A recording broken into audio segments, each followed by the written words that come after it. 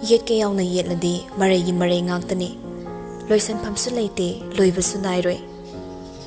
Susi manem lataga haifet yung naduna ingit ang mataw na waso kang ba tap na huri. Liza, nang wam tahige lana mo lawdoy ra. Lawdoy day che, kay wano. Kay no nida, kay sulay bawapo din nati. Ada nang namong lana lawdoy ra sini. Ay nakidaw mo ichi da lana lawdoy no. Ado mo ra, ako'y mong gitsa na biya malay ba? Ada nang wanda suhana kangan hawdradi, hayeng ko na nungay na nabayam lagtaw man ba? Ima na dumhay biro da, ay ni mong sipan ba umong kankrani? Latana, Liza, ay ko'y gining maghata ba? Haydi ano balag pa mausing sina, yung gitabag loy taw na bigit siya na biya malay ba? Ado da nang sukhanganing ba? Maroy soyram ba Liza do, makoy ni daying lay, wadi ngang lagti. Latana maghatari. Nanggam do oy na dilay bayani. Natradi adom chat ki bayani. Ani do ying laga michi khanay. Usit tabagi maong ni. Liza ba minay oy na khan bani. Liza tap na khumlai. Imagi chega na pama do ay suyari. Susina. O pare. Nanggam ni hay bani na. Liza na. Ima thumurok sidi kayam jabige. Chang do hay biram mo ba? Thumdo spoon tangkhay ama aduga morok ti adum sala su yai. Ngayak leisinaram laga jana zabi mani mamau do thokre. Liza ensang thongna wakhala malai.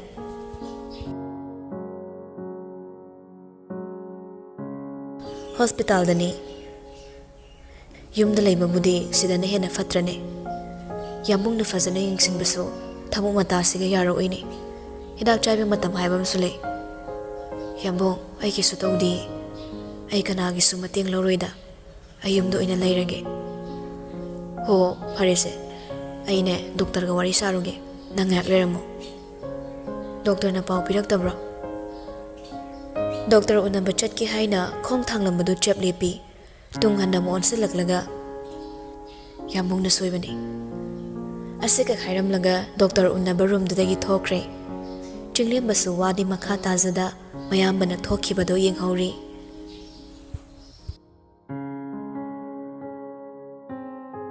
Chak chabagi matam oibadada mayamda amamamto oina loina changnaragli. Liza so magi chak sarok singdo mapam chana thamli. Shyam ambani nongdren changaktaba ubadada. Ima pabungi tegadi. Sangar bachat pagi loisalawrabani. Mai chak sarok thangjinkro. Hoi. Susina. Ken sang no Liza. Nga tau bathong bani. Ani do makut masa hamla batung dining chair do da famkre. Yan sang do khazik ai tha do na hukpada ngari bani. Thum sidia lega loin kele. Lata so hai kai no morok sidia khanaw ko mai sa imi. Liza ngak la na hangli. Ima iche how trouble kai no. Susina. Yam hawi. Sumay na nira hum laka saradi mido tum sirani. As kari thum khuda sibo as morok suyam sai hebani da. Liza pakana ta. Aidi ngasai iman hairam bachang do thakpani. Aidi chang hangzauri duni. Lata sound hairi. Ai chakam da charoi da. Chak to da makut hamzin kre. Susi de utin kre. Lata Liza do onsilaga. Hey, Liza, kher horamo. Hoi ma, sangom chini di kayam. Ho kor phu map chilo. Lata saw na fit haidok laga thokre. Susi ma khatari. Hey, ima sawkre. Nang sat kher do horakadabani. Ado thumoro kanjarasu haudi he. Matung da diso helakano. Hoi je. Susi thokre, Liza matom le homaga khonjel thokna pina dogle. Kam dawi. Sakta singsiga. Aingonda ko usitaba saradi khangrada. Matang do da nikto fat changak lami. Khangauda na changlak paduda pakhalap loklam baga do chap lepre. Tumin on thong laga usinna da saraga leishinne. Nikso hanna pau mangonda yinglak panati. Fridge tagi ising bottle ama lauranga thoki tawani. Chak semage. Thongsin do da lepi tung hanna di on thorak tre. Ai sak saw hairadi nang yum side chatro. Chaninga chow, chaning to una. No one the piece of the Jack Sarok said. Nganu the Loitado Kige. Mahe Supangni, Marum Supangni. Liza conjel talk na Hyribadin at day. Galtung the Wakanlak Waikrani.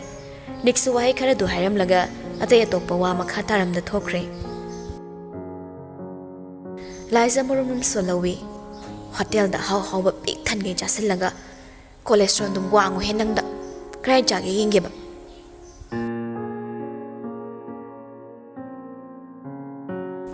Nangirum de Handoragano. Hoy. Chilliam Bagay Suhina Kanjilo de. Hawalaga, Fazana Chat Pusungam de. Wheelchair the Chat Panina, steer the swing on by Yaugadra, Pakat Padi Uramgani, Aduma Kanli. Next to Chilliam Bagi Firol Singdo, Mapam Jana Jana Tamkre. Darka Eric Pamatamda, Mama San Atum Loza Bayaba Moondani. Chilliam Magi Kagi Equibado Yinglaga. Yambo, Agirumse, Kanam Changandabra. Changde, Solon Sile. Kagino do de. Handakti Kumaktre, Trolley Kagadusu, Nakalama the Tamkre. Chilliamana. See already, Yarni, Ayadum Tapna Tapnoloshalage. Nixo, Lucian the Bayaba de Lucian Bire, Samson Bayabasu Yingle. Kona Tanga, Chilliam Bagimana, Dagna Lieblaga. Kok the souvenirs, Kut the souvenirs. Kong Nama souvenirs, Menes Mayam the Yomishe, Kauki Wari neighbor. Yanida. Hey, atmosphere fati, Jacksonale. Hey, Japurage. Nick Tokre, Chingam Balcony room the Torai. Mapagi Hawanu sit Maragda, hat laning bunny. Adam the lady gay, Makadagi no Piamagi congelda, Warisana Batu Taraklami. Chinglim Basu Kanano Kana, Hifet Ying Lubani. Get me other lies and a phone the Warisari Bado Uri. Man had a Kangba Misu Idabana, Hirepting a Popoi. Adam Nagaleram Bado Obada. Adobu Hina Kanjilo de, Makoy the Chum the Lak Bami Uramgani Kali. Queen Elaram delights the door, Chankre. Adobu Chinglimba de, balcony that to Mak lady.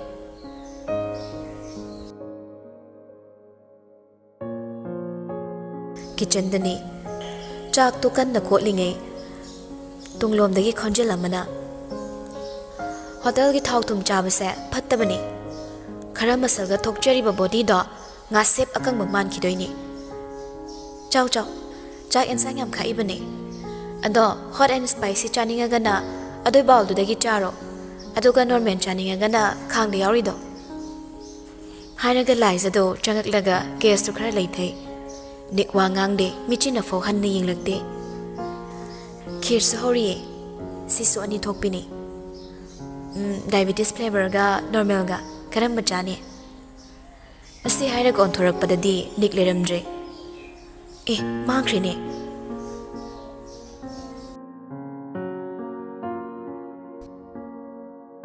Jakse sasan chise. Adum thanamo ai adum charage. Thabak yam chin bayam mung na kaigino.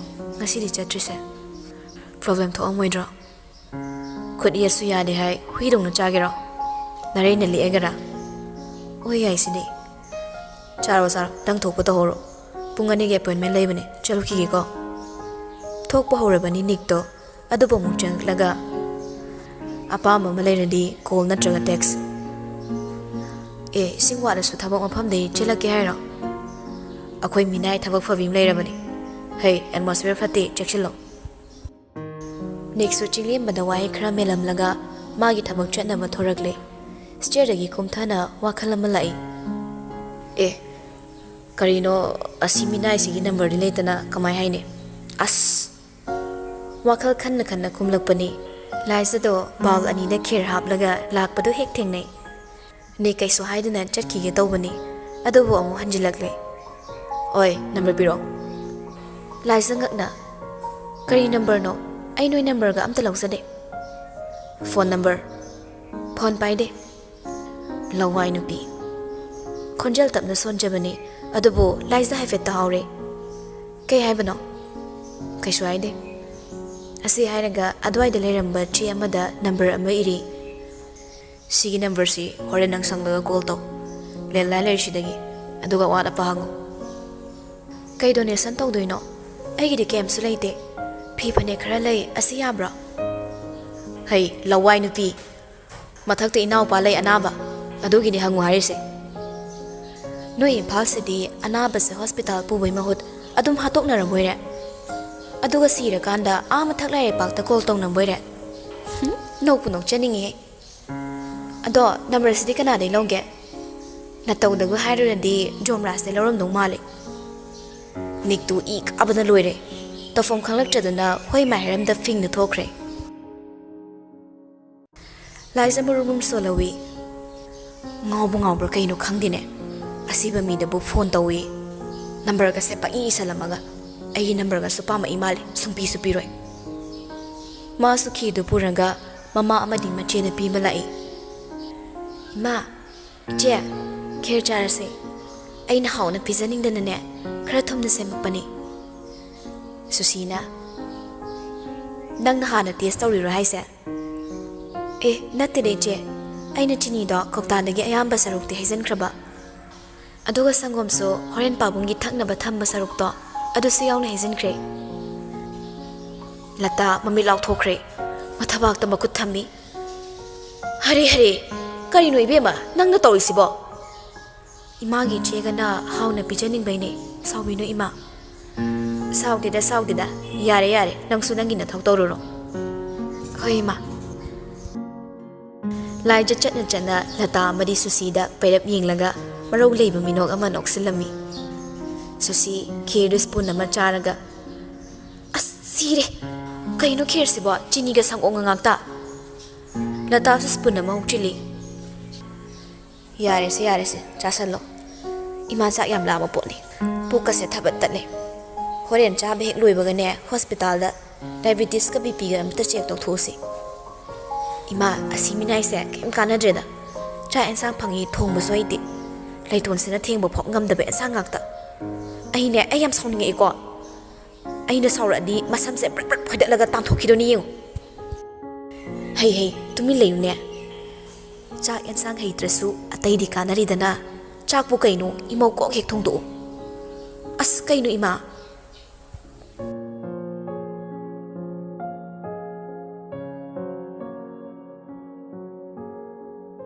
ꯄꯨꯡꯗꯤ ꯑꯁꯨꯝ ꯍꯧꯈꯤ ꯊꯕꯛ ꯏꯪꯈꯥꯡ ꯂꯣꯏꯔꯕ ꯇꯨꯡ ꯂꯥꯏꯖꯗꯣ ꯁꯣꯐꯥꯗꯨꯗ ꯐꯝꯅ ꯉꯁꯥꯏ ꯅꯤꯛꯅ ꯄꯤꯔꯝꯕ ꯅꯝꯕꯔꯗꯣ ꯌꯦꯡꯂꯒꯦ ꯈꯟꯅ ꯀꯣꯜ ꯇꯧꯁꯤꯜꯂꯤ ꯍꯦꯜꯂꯣ ꯆꯤꯡꯂꯦꯝꯕꯁꯨ ꯃꯈꯣꯏ ꯌꯨꯝꯒꯤ ꯂꯦꯟꯂꯥꯏꯟ ꯅꯝꯕꯔ ꯑꯣꯏꯕꯗꯨꯗ ꯑꯗꯨꯝ ꯄꯥꯏꯔꯛꯏ ꯌꯨꯝꯒꯤ ꯃꯤ ꯀꯅꯥꯅꯣ ꯈꯟꯅ ꯍꯜꯂꯣ ꯂꯥꯏꯖ ꯐꯝꯂꯝꯕꯗꯒꯤ ꯍꯧꯒꯠꯂꯒ ꯌꯥꯝꯅ ꯉꯛꯅ ꯁꯣꯜꯂꯤ ꯑꯌꯥ ꯄꯥꯏꯔꯛꯏꯅꯦ ꯍꯜꯂꯣ ꯇꯥꯏꯌꯦ ꯂꯥꯏꯖꯅ ꯁꯤꯁꯦ ꯂꯥꯏꯔꯩꯄꯥꯛꯀꯤ ꯀꯥꯏꯋꯥꯏ ꯑꯣꯏꯗꯣꯏꯅꯣ ꯇꯧꯖꯔꯛꯏꯁꯦ ꯑꯥꯔꯠꯇꯒꯤꯅꯤ ꯆꯤꯡꯂꯦꯝꯕ ꯉꯛꯅ ꯐꯣꯟꯗꯨꯗ ꯅꯥꯀꯣꯡꯗꯒꯤ ꯂꯧꯊꯣꯛꯂꯒ ꯌꯦꯡꯉꯤ ꯅꯝꯕꯔꯗꯨꯗ ꯁꯤꯗꯤ ꯀꯩꯁꯥꯝꯄꯥꯠꯅꯦ ꯁꯤ ꯌꯨꯝꯒꯤ ꯅꯝꯕꯔ ꯅꯠꯇ꯭ꯔꯣ ꯆꯤꯡꯂꯦꯝꯕ ꯉꯥꯏꯍꯥꯛꯇꯨꯗ ꯏꯉꯥꯎ ꯉꯥꯎꯅ ꯅꯝꯕꯔ ꯃꯥꯟꯅꯕ ꯑꯣꯏꯔꯖꯥꯠꯂ ꯈꯜꯂꯛꯏ ꯂꯥꯏꯖ ꯉꯛꯄꯩ ꯍꯔꯥꯎꯕꯩ ꯍꯩꯃꯥ ꯑꯗꯨꯗꯤ ꯃꯄꯥ ꯆꯥꯅꯔꯦ ꯃꯊꯛ ꯃꯈꯥꯁꯦ ꯑꯩꯅ ꯂꯩꯁꯤꯁꯨ ꯀꯩꯁꯥꯝꯄꯥꯠꯇꯅꯦ ꯑꯗꯣ ꯃꯤ ꯑꯝꯇ ꯍꯪꯖꯒꯦ ꯇꯧꯕꯅꯤ ꯀꯅꯥꯕꯣ ꯅꯤꯛ ꯍꯥꯏꯅ ꯃꯀꯣꯛ ꯆꯥꯛꯂꯤ ꯇꯧꯕ ꯅꯨꯄꯥ ꯑꯃꯒꯤ ꯃꯅꯥꯎꯄꯥ ꯑꯃ ꯑꯗꯥꯏ ꯃꯊꯛꯇ ꯂꯩꯈ꯭ꯔꯕ ꯑꯗꯨꯒꯤ ꯃꯌꯥꯝꯕꯅ ꯑꯋꯥꯠ ꯑꯄꯥ ꯍꯪꯉꯣꯅ ꯍꯥꯏꯔꯝꯕ ꯑꯗꯨꯏ ꯀꯣꯜ ꯇꯧꯖꯔꯛꯄꯅꯦ ꯑꯗꯣ ꯅꯤꯛ ꯀꯧꯕ ꯅꯨꯄꯥꯁꯤꯒꯤ ꯃꯅꯥꯎꯄꯥꯗꯣ ꯌꯥꯎꯕ꯭ꯔꯅ ꯑꯝꯇ ꯍꯪꯕꯤꯌꯣ ꯆꯤꯡꯂꯦꯝꯕ ꯒ꯭ꯌꯥꯟ ꯃꯥꯡꯂꯛꯀꯗꯧꯔꯦ ꯈꯨꯝꯐꯝ ꯑꯃ ꯈꯪꯂꯛꯇ꯭ꯔꯦ ꯑꯩ ꯃꯅꯥꯎꯄꯥꯅꯤ ꯂꯥꯏꯖ ꯍꯔꯥꯎꯅ ꯑꯌꯥ ꯑꯗꯨꯗꯤ ꯏꯕꯨꯡꯉꯣ ꯅꯪ ꯀꯩ ꯆꯥꯅꯤꯡꯒꯦ ꯀꯩꯁꯨ ꯆꯥꯅꯤꯡꯗꯦꯗ ꯈꯦꯔ ꯆꯥꯅꯤꯡꯉꯗꯤ ꯌꯥꯝ ꯂꯩꯌꯦ ꯍꯣꯏ ꯌꯥꯏꯌꯦ ꯑꯗꯣ ꯀꯥꯏꯋꯥꯏꯗ ꯊꯥꯗꯣꯛꯀꯅꯤ ꯒꯦꯠꯇꯔꯣ ꯅꯠꯇ꯭ꯔꯒ ꯂꯐꯨ ꯃꯈꯣꯡꯗꯔꯣ ꯑꯩ ꯒ꯭ꯌꯥꯟ ꯇꯥꯗ꯭ꯔꯦ ꯊꯥꯗꯣꯛꯐꯝꯕꯨꯅꯤꯗ ꯏꯅꯥꯎꯒꯤ ꯏꯆꯦ ꯑꯩꯗꯤ ꯑꯩꯒꯤ ꯀꯥꯗ ꯂꯩꯌꯦ ꯑꯇꯩ ꯀꯩꯁꯨ ꯆꯠꯇꯤꯌꯦ ꯂꯥꯏꯖ ꯃꯄꯥꯟꯂꯣꯝꯗ ꯄ꯭ꯔꯞ ꯊꯣꯛꯂꯒ ꯑꯇꯤꯌꯥꯗ ꯌꯦꯡꯈꯠꯂꯒ ꯍꯥꯏꯔꯤ ꯈꯨꯝꯃꯛꯑꯣ ꯏꯆꯦ ꯊꯣꯡꯗ ꯂꯦꯞꯄꯒ ꯂꯩꯌꯦ ꯎꯕ꯭ꯔꯣ ꯏꯆꯦ ꯑꯩꯗꯤ ꯋꯤꯜ ꯆꯤꯌꯔ ꯅꯠꯇ꯭ꯔꯗꯤ ꯆꯠꯄ ꯌꯥꯗꯦ ꯀꯨꯝꯃꯛꯄ ꯅꯨꯡꯉꯥꯏꯔꯣꯏꯌꯦ ꯑꯗꯨꯗꯤ ꯀꯃꯥꯏꯅ ꯇꯧꯅꯤ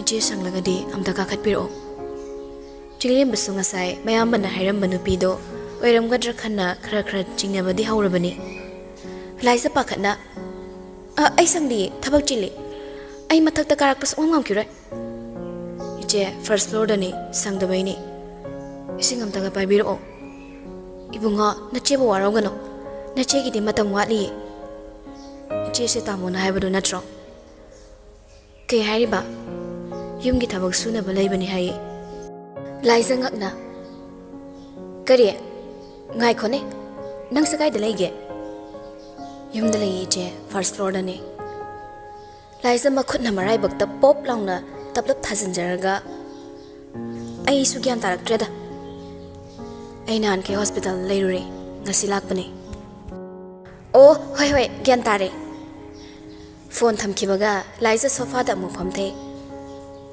as ikai sakra to onthokna madugi hanglai man baduna ai seminai ni hairamani horen khakni dana asumna laisa khere amadi isinga loinana ataya cha thak khara semduna chinglembagi manakta puragli hek changsinde thongdo hana thilli je chango laisa changagle mana puragli basingdo table mathaktu da thammi chinglembana wheelchair ga lakpado yingbada nungai taba phorami laisa do ado nangbu chaba yagadro khut yeto sokpa male je oina dum yaida hoi ado awat pa maleradi adum haira uko thoge kaisu khanjilo drelaisa do makada kumlaklaga chakhum doina changagle phengdaba ko leramba singdu so phengdokle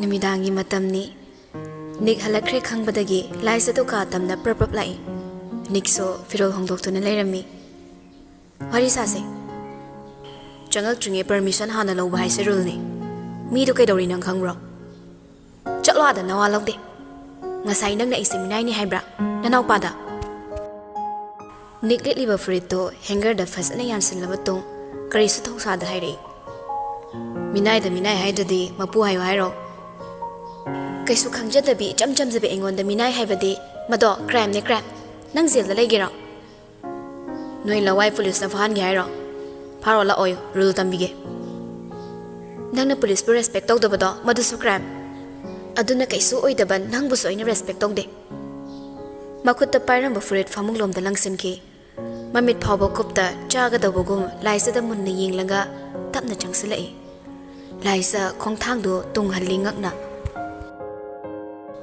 kaino chatho saida adumai yang kanu ko rabon male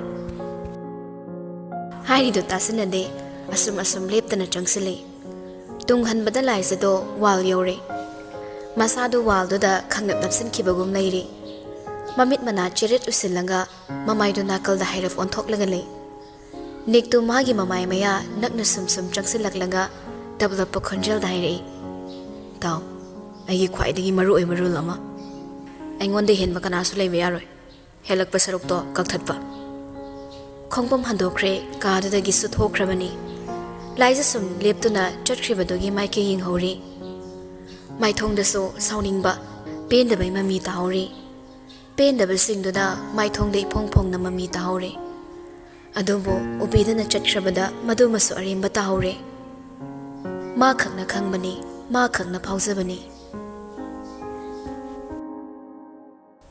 ayuki matamni mapam cha homdo drawing room da family lon ba kui triba phong sana manil karaba cha kap amamam so thamli piktak patebal mathak tuna yai manang yumda sak sarak taba kyam kuire mapan hangli bado khumde magi thokpa laptop tu da thawak kanna tawri thoina thawa sada bagi matawni utli bado phone da message ama lakpa du so munna yingli yamna kupthana munna reply pige khanna changlubani adubu tap to bangam dana leiri nongdresu ngaglap tong nang lei chakti ke gi sadriba tawri ba thabak tuga nasa sok pa kuidamni ko laptop to khumjilaba matung hagolaga mapa amadi mayam ba to onsilaga asimade hairami ngasi advertisement gi mi unna dawle ayam da chalo ki yaraga dinga si dum tawrani pasika khairam laga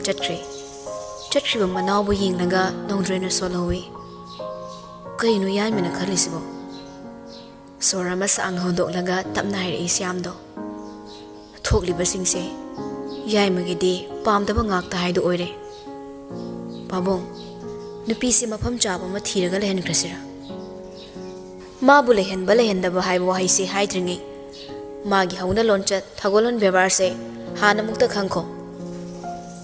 Asi hairam laga siam do got kre. Nongdrendo mapagi cham cham da hairam bawa hainuda khazi kaiba pui. To budi ekhoi gi sidi pura samu apumbini.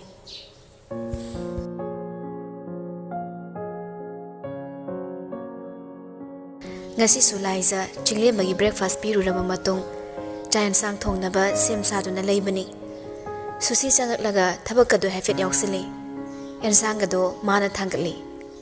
Laizana iche adum phambiro ai loisalange. Yare da nang adum phamzaro. Iche chakum da di champal lo lokthopio. Samna su phasana pun khatse. As kaino ai di nan khe adum towe. Iche ai khoi mai te gi chana bidi yam tongan mani. Ahal laman pan mani na nungai te taw bani da. Pangcha cha bani chaning ramai toksani. Pamung su ahaloi salak labani na asing amang yam khairak pa matam oire. Makhoi di asing ba chinjak asing ba phirol set laga lining ning bagi matam oirak labani. Ai khoi na sing na tori khe yum da gi thokriba makhoi so mangol oidoini. Ai khoi na pangtau da toksan ba amang asing khai dragadi yum da gi thokriba makhoi so kedong da mangol oiba ngamoi. Lai san nang khara leiradi lengang machu gi phizol set laga chingkhong chingya daga lining ba chat kidong man sele. Iche ai de aduna behena pam eda. Wakhal santi da kanagi so eda pan yaw dana leina ba. Handak di susi do khumam dana chakhum dagi thokre. Lai za haifet thonglom da yeng laga susi na thonglam en sang do besin da zor hek thai doki. Si charaga imung se anam aha chu na bane. Iru phoglu ram kiroi. Hek hai pas hazile ine. Magi tum pham thok pa kok tum laga leiru gi haide ba. Jarda manam hek chen khai.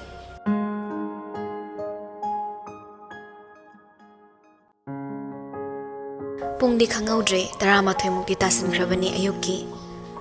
Meeting tawribado tawfum ga khanglaktre. Masadu khoiram khoisaw na bana pik thalle. Mahang na thokpurinani karam na tumin famduna leigani. Sangthana tawba pamlaktraduna wai khrana tension khre. Man hana prapap thorai staff sing dudi adumak lehoribane. Assistant dudi tung inarai.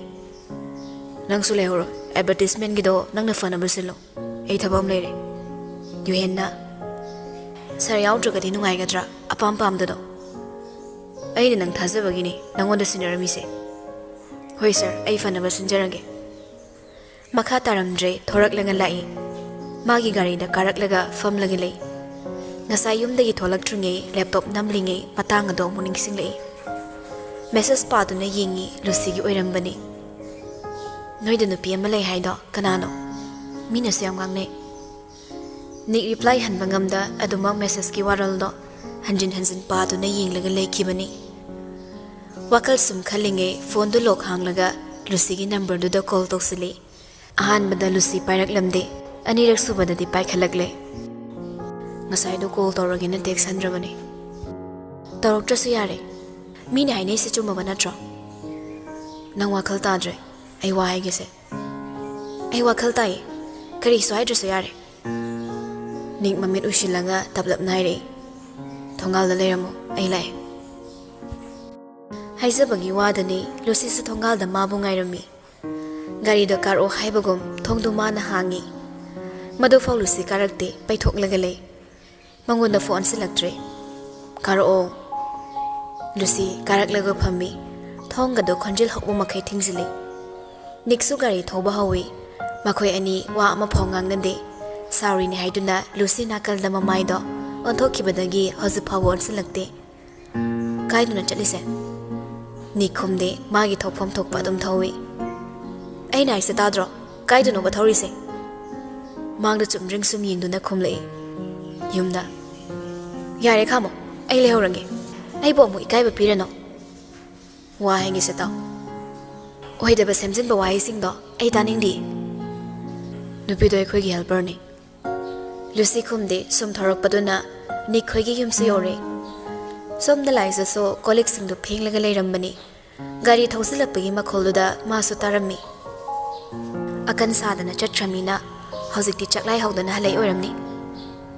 Matom tamarum sonjabani, atay atop patana mamong dahay vasunati. Ni Lucy bu manung da pusalagle. Family members pum na magso pam do na layami. Makoy ni changak pa ubada mayam su ingangai. Lucy skap to na makok tut komi. Changsilaga siyama Manila tada khoirami. Yaima, mana kanano. Siyam khangdabana machay bungonik to onsilaga hanglabani. Pabung na chawa solo charoy. Bebar yaw din na sukan migano. Magi ming Lucy, ay girlfriend ni. Lata amadi suksi ying ni. Siyam, wado da ngayak di khali. Chimal dadi karing mata kang lagte. Nik amadi Lucy sopa amada pamli ni. Nik mapabong da amuk yingi. Siyam, wakalama munna kan bagum mamay pao bahay galagta na lay. Lata na. Icha di sakayang pazay na. Susi suhik da yaw sila eh. Hoy ni ima, masaksu maming sulo ek pazay mi. Ado ima, amasidi. Latana. As taning di nang sidi. As sibu wani na. Makoy ni yuwari do, Lucy tumin ng tarangalay, hoy may hayda. Latana. Ima pabong di kari tabag tawgi. Pabong di minister ni. Lata, susida yung laga. Hay ma, minister ni haye. Nik wari do taning ngagtre. Yang bapaw yung ngagtre ba ni, anido gi henjin mamataw do da. Kitchen lay ba dom da hafet on silaga, konjel so kantak na lauri. Coffee im to semo. Liza, jam thok lamba kon sing do, ningtin na sim laga tham lambani, pa kon sizilak pa do da sauning lay. Coffee yam thak ningadi tabak tawgi khang ni. Makot masa hamdok laga coffee sim na matawri. Pa kon yam siningadi khang ni dana. Hai raga kap macha makhak do da coffee spoon do ahum mari ek tap chili. Harani. Nang lakay harani. Maso coffee do puraga thorak bani. Adabu nik na nupi amaga yam close oina pamino do na layrambado. Mado ubada thongsil dang hak lep laga yingi. Sora masang noon taranga lai. Nik na coffee do mongon piyo. Liza Lucy do coffee do piranga. Coffee taksi. Ma din Nikki ne khanna tawruba singado. Chopnarani khanda asoiba saraga Lucy na laudringeda makuttagi nathalaga coffee do floor da taraga hedokre hedokpadana tada cup tu supukai kaikre amadi floor dagi chongkhalaga coffee marik singduna Lucy da su khara chongkre nik sound fu hogalaga he minai nang masa kana no khangbra nanguma mamal yawtuba minati masa doctor nanguma yumsigi thabak suna ba leiba minai nate usit thawai daba nami tu khara olu ne minai oredi Syam machagi wangang da yaning daba mato ulaga yaima wangang du hen maliko pabo masi mamit manai am onde da minai oiba phokchana roi Lucy pakhana kaino adumai haina bro mi soi ki bane ni makhutuna khudakta Lucy de khallaga nang wangang no nang khangaroi nik magi thowa mamituna sangtruk lai sa da yinglaga oi nangi fi duna magi so liba makong se yam thundai to Syam sauna yaima to oyare nang pabung le habi sa kawrabra lai sa ta khumjari pabung aina soi ki bane mamal yabla ba phirol siso aina loina manghale edum tai thokjage lai sa phamtha ki duna phizi paikhali choliba khungup tu tai thokna ba tawringe Lucy tungda khongkap amani halli yarani adumai tawbino ai nungai ti soiki babu kanana tamba ngamge ai kaisu khandi nangna dumai tawranga ai ni hena nungai khraroi ni khonjel du nganglaga chaza tai tho Lucy warau rap tawna kaino hai dubo nangwa ngangano lai se kai nusi yanana Lucy ge chotpa khongup tubo tai tho piri lata amadi susi yengnaraga tumin da nokli kalakpa matongna khoba khuna laisana tawrido yenglibani ngasai makhei wahai ama pho haida machin mendu na noklaga leibani asomna laisa so akaiba machir singdo punsilaga amu changkre ni Lucy da yenglaga hojikti thazaraba natro Lucy nik nai do ta khidre handa phok yenglamda syam do onsilaga babong ima ai chalage latana toina koira uko imo ibema Lucy prapap thorakle kanadasu hanna yinglamda tungdasu nik inarakli gelan thorakpaga Lucy pendabasingdo phongdokpa horakle ai ngasi ki thodok se am pamde sumba chawkhattaba wakhalse yumsida leramgani haibade ai thajarudabani ai ki wakhal yam lalamme Lucy na harido thoina thousada magi thokpa moine khumlei mamit khara ondabani hadakti Lucy masa pumbado nikto onsilanga ai nari se magi wanati yambungi wani yambungi ne sardo ai yam pamde mina mi amabu yam hanthana lawba ngakpi haitaba respect tawdaba ai yam yaningde humanity gi wakhal chendaba mi yam male nangonda khubang na thari ena mi phawba hat pangam dawba hingchabagi solo lorakadaba mi mansilei nik makhot ani changna Lucy gi piktak tawba mapamum ani do paisilanga nang khali se kaino hozi phaw ai bu thajadri natra ai duty lei yum phawda drop tawbiramo nik so haifam tawfam khangda ngahak lerambadagi gari da fingna ka kiduna law asumna gari thawkhre makhoi ani na chatkhibado laisana thongnogi pardar marumdagi lona yengduna lehori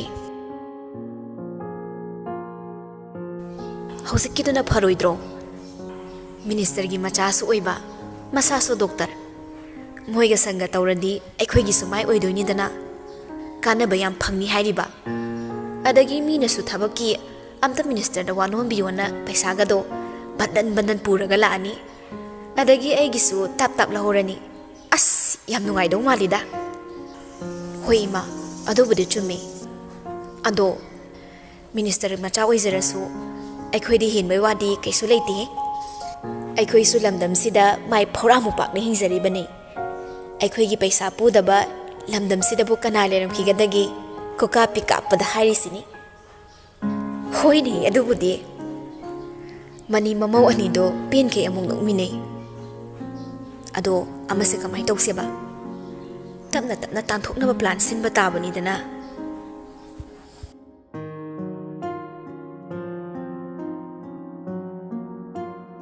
mapal thongi kuyomna nungi magul lepra kapliba khudingba nungai tabagi maram oibra utnubu itaw khudingma tasing na asingbra lepte oide asing mamaksu natte dressing table mamangduda phamna sakyi mingselduda tariba masagi mami dubo yenglaga nokle haifetang noklambani adubu handakti khonjel thokna nokthori Liza latana korakpado taraduna phamlambadagi hawalaga mapanda prabab thorakle latana wa mahange nangna mathakta sakhige pukhalido karigino sarawana bakhairo Liza ingangagle wahaidu taraga ima aide khoi chinglemagi pukhatpani lata ngakpoi pakhatpoi tawna khumlei chinglembadi karam kanda laiba ngahala eda ima khoidadi moi mayambaduna kem hairaktro hairakte akhoidaga kaim haibirakpote hangsu hangbiroi kaigino ima machada bo adu warong nambro chinglembana nungai sanaba khra changbiyo ima yare wa makha tarano nangsu horendagi ne cha phukatpa yaroi masana makhongna thongna kumaga saklami hairakana mai sajasani ima madi wadu ngang baloi latana thatkre salo na thau tawro Liza marum solaga lai lata ibe manang horendagi di khangni dana